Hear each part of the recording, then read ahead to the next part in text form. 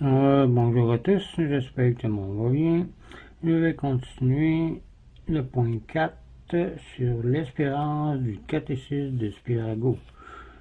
On avait vu presque tout le point 4, donc on continue là-dessus, il ne reste pas grand-chose à dire, et après ça on commence le point 5. Donc, commençons avec un signe de croix. Au nom du Père, du Fils et du Saint-Esprit. Amen.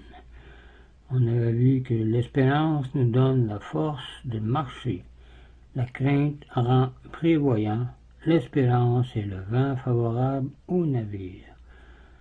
Et la crainte lui sert de laisse. Le vent pousse le navire vers son but. Le laisse maintient l'équilibre. L'un et l'autre sont nécessaires pour une heureuse navigation qu'on avait vue, disait Scaramelli.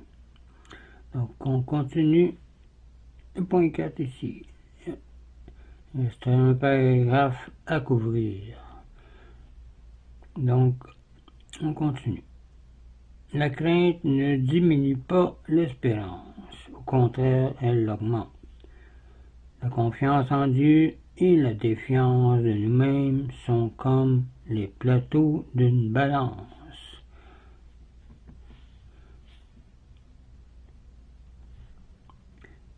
Quand l'un s'élève, l'autre descend. Plus nous avons de défiance envers nous-mêmes, plus nous avons de confiance en Dieu aussi, et réciproquement, disait saint François de Sales. Donc c'était tout pour le point 4. On commence le point 5 et on parlera. L'espérance chrétienne est un don de Dieu, car la faculté d'espérer ne s'obtient qu'avec la grâce sanctifiante. Il en est de l'espérance de la foi. Vous pouvez aller voir la page 21 ou le vidéo 22 ou 21.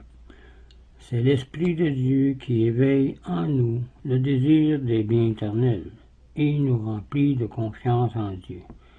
Plus donc le degré de la grâce sanctifiante est élevé en nous, plus quelqu'un vit chrétiennement et est capable de grandes choses, plus est parfaite la faculté d'espérer aussi. Les saints ont l'espérance la plus ferme à la fin de leur vie. L'espérance ressemble aux fleuves, qui sont le plus larges près de la mer. Nous serons obligés de supplier au purgatoire ce qui manque à notre espérance ici-bas. Commençons maintenant le point 2, et on parle les fruits de l'espérance chrétienne. Premièrement, celui qui espère en Dieu jouit d'une protection spéciale de Dieu. Nous en avons la preuve dans les 3 jeunes gens dans la fournaise ardente. Dans Joseph aussi, prisonnier en Égypte, dans la mer de Dieu, sur le point d'être délaissé par Saint Joseph, dans la délivrance de Vienne, assiégée par les Turcs. En 1683, pendant 2 mois, du 16 juin au 12 septembre, Vienne fut bloquée par 250 000 Turcs et n'avait qu'une garnison de 16 000 hommes, commandée par le vaillant Starhemberg. Les Turcs donnèrent plusieurs assauts et avaient fait sauter une partie de l'enceinte. Mais plus la situation devint désespérée, plus la confiance en Dieu s'accrut. En effet, à la dernière extrémité, l'armée libératrice de 90 000 hommes seulement arriva sous le commandement du roi de Pologne, Soubinski. La bataille dura un jour entier, mais le soir, les Turcs étaient mis en déroute complète malgré le plus grand nombre de soldats. On raconte un trait analogue dans la vie de Ferdinand II, plus tard empereur d'Allemagne. Au commencement de la guerre de 30 ans, en 1619, ce prince était fortement menacé dans Vienne par l'aigle insurgé. Il se jeta aux pieds d'un crucifix et pria avec ferveur. Ce crucifix est conservé dans l'église paroissiale de la Hofburg, au-dessus du tabernacle. Cependant, les insurgés avaient pénétré dans la Hofburg et essayaient d'arracher violemment à Ferdinand des concessions pour les protestants. Mais Ferdinand, confiant en Dieu, refusa de céder et tout à coup, l'on entendit des trompettes. C'étaient 500 dragons amenés par Saint-Hilaire, devant lesquels les insurgés se dispersèrent. War West 9, page 186. Oui, Dieu sauve ceux qui espèrent en lui. Voir Daniel, chapitre 13, verset 60, ou Daniel 13 au complet. L'histoire de Suzanne. Un chrétien qui espère en Dieu peut être attaqué, mais non vaincu, disait saint Cyprien, car on ne peut pas vaincre Dieu. Il ressemble à une armée bien garantie par une réserve nombreuse et solide, disait saint François de Sales.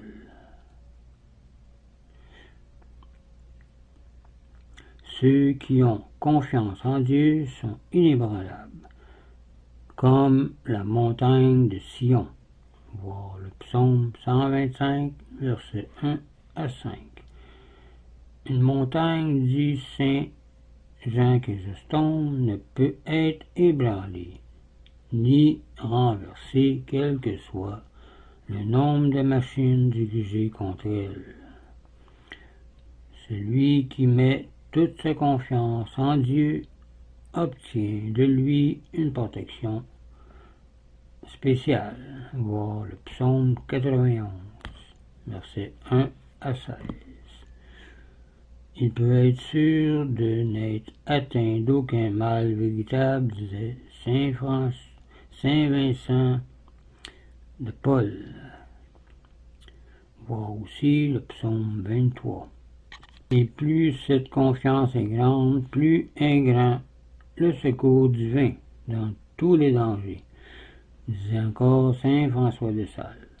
Aucun de ceux qui ont confiance en Dieu n'a été confondu, disait Ecclésiastique 2, versets 1 à 30. Deuxièmement, les fruits de l'espérance. Celui qui espère en Dieu obtient tout de Dieu, car, dit Jésus-Christ, il est capable de transporter des montagnes. Voir saint Marc 11, verset 23. Transporter des montagnes, c'est surmonter les plus grands obstacles de notre vie. On raconte d'ailleurs de saint Grégoire le thaumaturge qu'il transporta réellement une montagne en 270. Se fiant à Dieu, Moïse divisa la mer Rouge avec son bâton que Dieu lui avait donné, et Élie obtient la pluie après une longue sécheresse de 3 ans.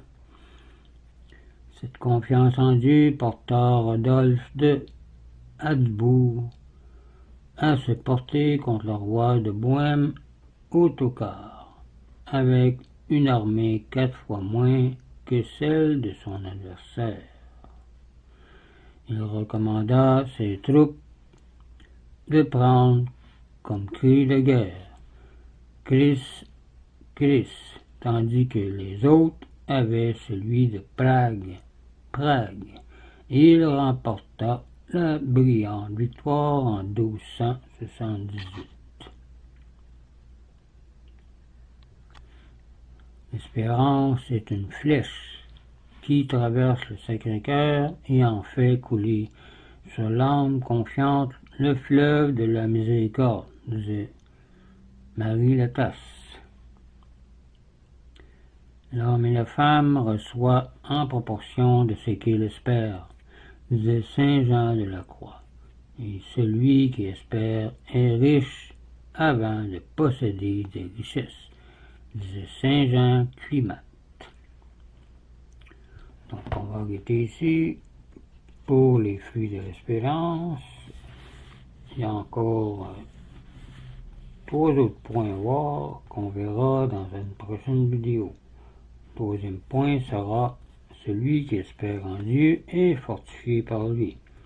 Il est intrépide devant tous, patient et joyeux dans les tribulations, notamment en face de la mort. Donc je vous laisse là-dessus, je vous dis au revoir et une prière.